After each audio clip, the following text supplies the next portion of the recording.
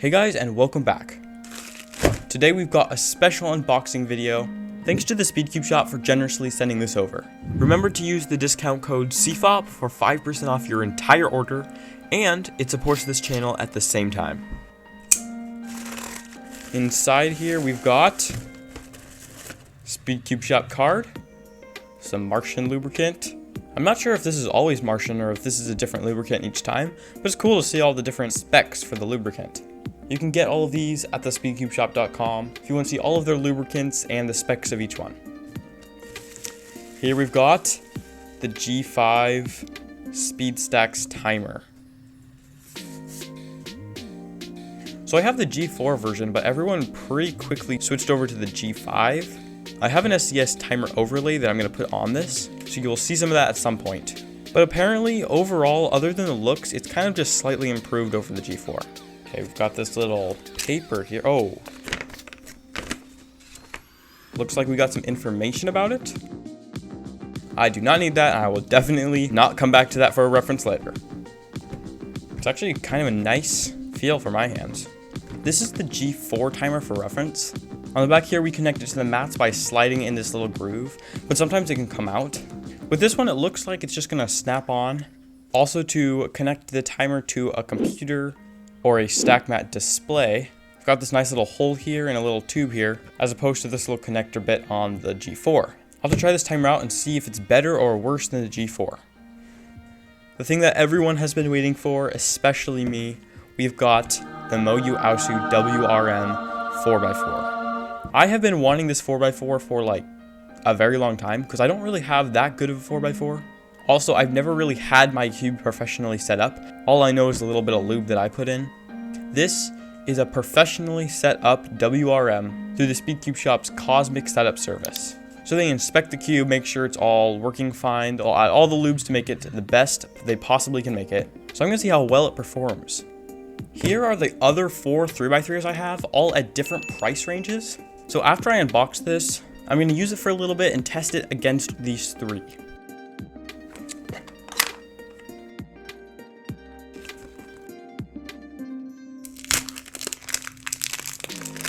Here it is. Wow, it's got some lubricant on the outside. That's to be expected. Oh goodness. Do you hear that sound?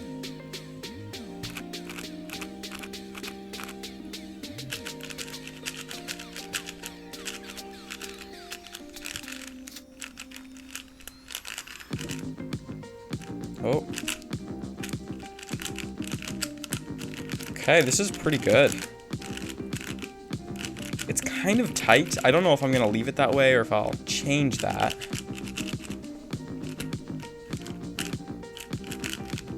Corner cutting is pretty good, honestly, for a 4x4, I'd say. Reverse corner cutting, not that good. I mean, it's alright. My MGC's right here, and it corner cuts better. It corner cuts better. It's a lot looser, though. Like a lot looser. I'm just gonna have to see how well I do with this in a solve. Let's just do a quick scramble and solve right here with the new G5 timer. So it's not turning on. I think it might need batteries. Look at that, Moyu coming in clutch. And it does need batteries. Keep that in mind if you want to get this timer. It's 2 AAA batteries. So right now it looks like it's set to the 4-pad setting. Hopefully you can see that. It's set to 4-pad, and I want it to be 2-pad. So what the 4-pad is basically I need to have my thumbs here and my hands here. It'll start. Putting your hands on the timer doesn't stop anything until you have your thumbs as well. And they added this for speed stacks to reduce cheating, but for cubers, we can use the 2-pad. Now to change this to 2-pad, okay, I have to. Hold the reset button for 5 seconds. Now I don't need that. 1, 2, 3, 4, 5, boom. Okay, 2-pad. The light looks yellow now instead of blue. Actually, it kind of looks orange in the camera, but trust me, it's yellow in real life. Hands on the timer and stop. And, oh, that's cool how it blinks. If I press the reset button, yeah, it doesn't reset it. And that's actually one of the cool things they added to the G5 timer, because for the G4 timer, people were accidentally resetting their times as they stopped the timer. So now you actually have to hold it for like I think it's 0.1 of a second. And I think that's same with the off button. Yep, it is. Okay, now that solve I've talked so much about. For reference, I average just about a minute.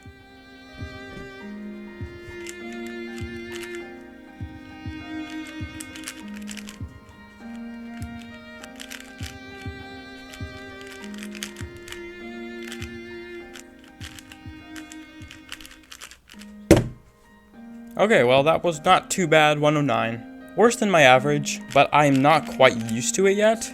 One of the hardest things about it is that it corner cuts a lot less than my MGC, and I think that has to do with the tensions.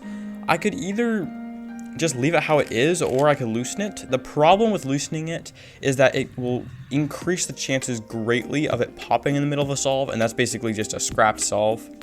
Let me do a bunch of solves on this, and I'll come back around with my final thoughts.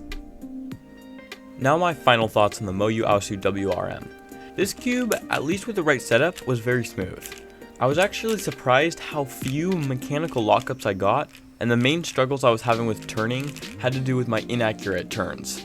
The cube on standard tensions did not corner cut nearly as well as the MGC, so I was not used to having to turn super accurately. Eventually I gave in and loosened the cube by 1/4 of a turn on each of the sides, and this improved the cube's corner cutting by a lot, and I was still having no problems with internal lockups. Later I loosened it by another 1/4 of a turn, and I added some lunar, and I'm so glad I did. The corner cutting improved drastically, and it was speeding up to just about as fast as I like it. I think with even more practice, I could get my times even lower, averaging around 50 to 55 seconds. Out of 100 solves, I got one 47-second solve, which gives me hope in possibly beating my record of 46.56 seconds. So should you buy it? If you don't want a 4x4 or don't want to spend $40 on just one 4x4, the MGC might be the way to go, as it's only $20. However, if the cost isn't an issue, then the Moyu AoSu WRM is a really good 4x4 that I think will be better for a lot of people. If you just want a 4x4 and you don't really care about how fast it is or how good it is, the Meilong will probably be a good one for you, as it's only $11 and it's a decent cube, but I would not go with the $8 Chi cube. It really just isn't worth it. Because SCS also sent me the SpeedStacks G5 timer, let me explain my thoughts about it after using it a bunch. Overall, I can see the thought process behind the changes for the G5, but I'm not sure if I like it better than the G4. Let's start with the physical timer build itself. First off, I like the fact that they added an option of thumb pads, but because cubers don't use this option, I don't think it's worth the wider size. You need about twice the space with the G5 than with the G4. On top of that, the snap-on connectors on the back of the timer are not what I originally thought. They're built for the G5 SpeedStacks mat, which is slightly different from the G4 version.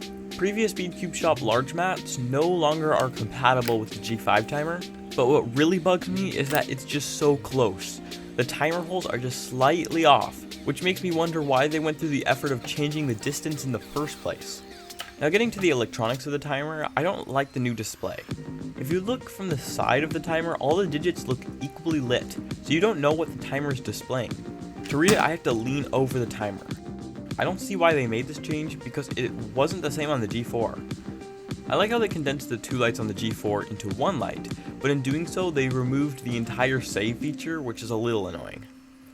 To turn off the timer or reset a time, you now have to hold the button for 0.1 seconds, which isn't a big deal, but now it isn't as responsive as the G4, which is something that I would say is a slight backward step. I get that they added this to avoid timer resets, but that actually has never even happened to me, and although it might be nice in competitions, when I'm doing a lot of solves, especially fast events like 2x2, I don't like having to wait the extra time for every single solve. More annoying, however, is the blinking after each solve. After finishing a solve, you have to wait for the timer to stop blinking before you reset it. The most bothersome part about the blinking for me is the fact that half of the time isn't even showing. After I finish a solve, I glance at the timer for a fraction of a second, and then I enter it into the computer. After many tens of thousands of solves, I've developed the ability to cram 5 digits from the timer into my short-term memory in a split second for long enough to enter into the computer. While the time is blinking, if I happen to glance at the timer when the time isn't showing, I'll have to do a double take before entering it. Don't get me wrong, the G5 StackMat timer is not bad, and I know it wasn't developed for cubing, but rather speed stacks. I actually believe that when it comes to competitions, the G5 timer is superior. At home, all of these factors I have just listed are just slight annoyances and not major flaws of the timer. From my experience at home, practicing is better done with the G4. This review is mostly for people who have the G4 timer already and thinking about getting the G5, because I'm not sure that you can even get the G4 very easily anymore. If you don't have a stack mat of any kind, the G5 timer will be great, and I do recommend you get it. It makes your times feel much more legitimate, and it's good practice for competition. Anyway, that's about it for this video. Thanks again to the Speedcube Shop for sending this over. Remember that you can use the discount code CFOP for 5% off your entire order and support my channel at the same time. Remember to like the video if you enjoyed, and subscribe if you like my content and want to help me upload more. Thank you so much for watching this video, and I'll see you next time.